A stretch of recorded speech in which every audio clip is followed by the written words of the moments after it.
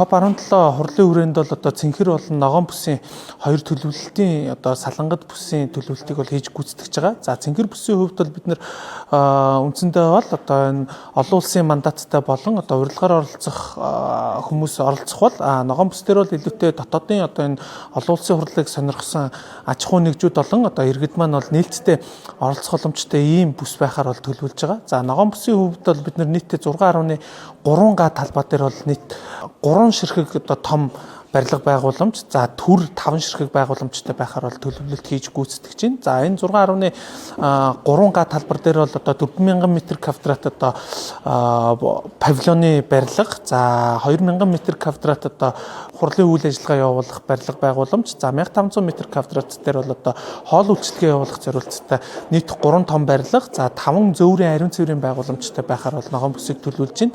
За ногоон бүсийн хэмжээнд бол бид нар бас энэ үндэсний хэв маяг болон одоо дотоодын судлаачдын бас энэ бүтээлийг танилцуулах зорилгоор бол нийтдээ 9 том барилга дээр бол үзэсгэлэнгийн үйл ажиллагааг бол хэрэгжүүлэхээр төлөвлөлтөнд бол тусгаад явж байна.